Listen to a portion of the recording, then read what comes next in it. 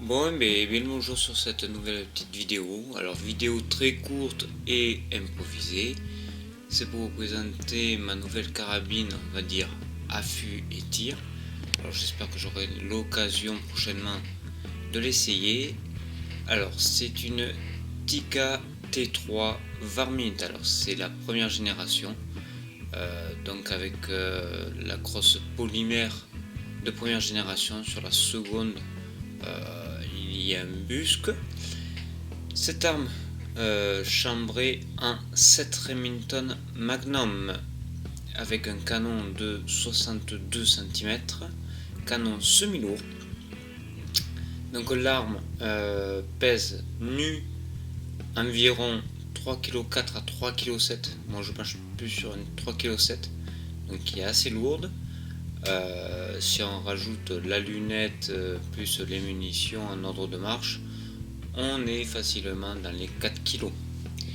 Donc je vais vous faire plus tard des gros plans en photo. Donc de toute façon Tikka, tout le monde connaît cette marque. Tikka, Sako, puisque les canons sont faits aux mêmes endroits. Tikka c'est beaucoup plus abordable que Sako. C'est sûr qu'il y a des trucs qui sont un peu moins bien faits, mais pour ce qui est du canon, ça n'a rien à envier. Enfin, entre de bonnes mains. Voilà. Donc après, le 7 Remington Magnum, voilà.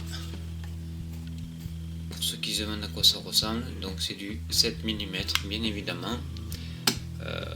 Et au niveau des spécificités, on n'est pas loin du 300 Winchester Mag. Mais avec l'avantage d'avoir des munitions beaucoup plus légères, et si on choisit bien sa munition, on ne devrait pas faire de bouillie avec. Alors après c'est sûr, pour faire de la cible, du tir, c'est pas le calibre préconisé, puisque même si ça reste un très bon calibre, c'est une munition relativement chère et il n'existe pas de balles en vrac chez d'autres marques, chez Cellier Bello ou de la FMJ, trucs comme ça n'existe pas. Donc voilà. Et bien là je l'ai monté avec une lunette Hawk, donc réticule lumineux, 5 positions dans le rouge, 5 positions dans le vert. Grossissement, c'est une 2,5 10 50, donc c'est un peu mixte, c'est-à-dire qu'on peut faire même un peu de battu, alors des battus, quand même des battus en pleine, hein. Et approche affût, donc moi ça sera plus une utilisation de toute façon de cette carabine. Si je suis amené à l'utiliser plus tard, j'espère au mois de juin, quand la chasse à l'affût pourra reprendre, ça sera vraiment approche et affût. Donc j'espère vous sortir des vidéos sur ce sujet là, mais le problème de la chasse à l'affût, comme vous connaissez, c'est que souvent c'est des trucs un peu restreints et vraiment entre amis. Donc pour essayer de se faire une place et trouver un bon endroit, c'est compliqué quoi. Donc bon, on verra bien. Moi j'ai craqué sur ça, puisque bon, j'avais plus de carabine, hein, puisque ma première Winchester en 338 Win Mag, je l'avais revendue pour investir sur la moto. Et donc comme j'ai la moto, il m'aurait fallu une carabine. Donc là c'est chose faite. Niveau munitions, c'est un ami qui me l'a réglé avec la Hornady ELDX, donc de la gamme Precision Hunter. Et apparemment le canon la digère très très bien cette munition. Donc pointe polymère. J'ai trouvé qu'il n'y avait pas trop d'écart entre la SST et la ELDX niveau prix, donc je préfère mettre un poil plus cher et tirer de la très très bonne munition. Donc pour les capacités de l'arme, on a un chargeur. Alors il existe des chargeurs de plus grande capacité de 5 cartouches. Là dans le chargeur j'en mets 3 plus une en chambre, donc ça fait 4 munitions. 4 munitions pour un tir d'affût ou d'approche, et pour l'instant il y en a largement assez.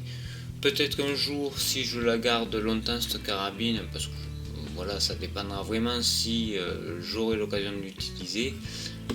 Mais si je la garde longtemps, peut-être que soit je pèterai une crosse bois chasse, ou pourquoi pas une crosse type GRS, et ça serait pas mal. Après c'est le budget. Je vais essayer de juste de vous faire voir la tête de culasse. Donc c'est une mécanique. Alors attendez, je vais vous poser, ça va trembler. L'avantage de chez Tika ou même comme Sako, c'est d'avoir des verrous hyper fluides sans jeu. Il y a très peu de jeux, c'est hyper fluide. Donc vous avez un mouvement à 90 degrés, vous avez un verrou à 2 tenons en tête. Donc attendez, hop, je vous sors la culasse. Donc voici le verrou, double tenon en tête. On peut voir l'éjecteur, l'extracteur. Vraiment une magnifique pièce. Voilà. Hop.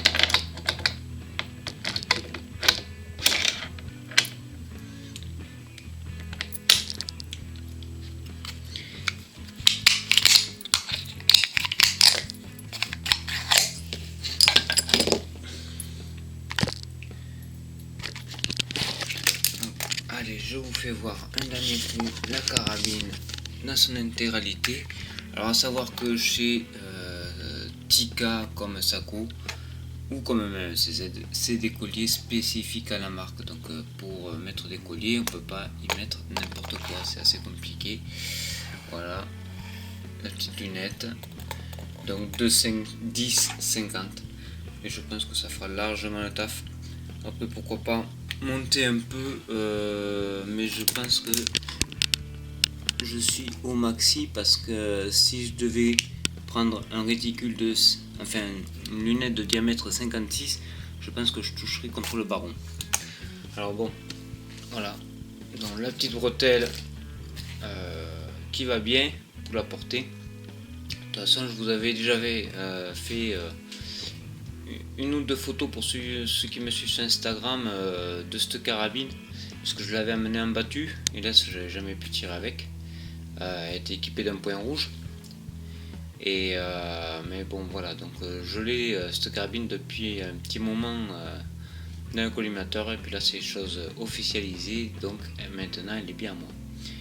Donc voilà, mes amis, j'espère que cette petite vidéo vous aura plu. J'essaierai prochainement de vous faire une vidéo avec cette carabine, ou pourquoi pas reprendre un peu de ball trap, histoire de vous refaire un peu de contenu.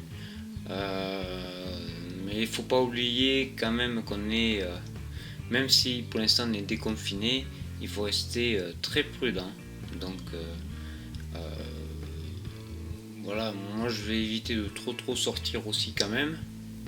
Pour l'instant, c'est pas où ça en est. J'espère que personne n'a été trop atteint par cette maladie de ma communauté, ou même bon, après d'ailleurs on voit les chiffres, hein. Mais voilà, c'est pas parce qu'on est déconfiné qu'on doit faire n'importe quoi. Faut rester prudent. Donc c'est pour ça le problème du tir aller instant ou un truc comme ça, ça peut être le risque de choper quelque chose. Je sais que pour les ball trap, au niveau des pas de tir, en fait c'est pas plus de 3 personnes sur les pas de tir. Enfin, dans notre région c'est comme ça, donc c'est en décalé, donc ça peut être assez bizarre au niveau pour faire du tir en ball trap. Puis après tir carabine, et là c'est stand, il n'y en a pas énormément, et je sais pas si eux ils ont rouvert, donc on verra bien. En tout cas j'ai un peu de munitions. J'ai une boîte neuve et une boîte bien entamée. Donc voilà, mais je pense que si je dois sortir une vidéo sur cette carabine, j'espère vraiment que ça sera en situation de chasse et non pas à vous faire de la cible, même si ça peut être intéressant. Après, les départs sont dessus extraordinaires, hein. Bon là je l'ai verrouillé, mais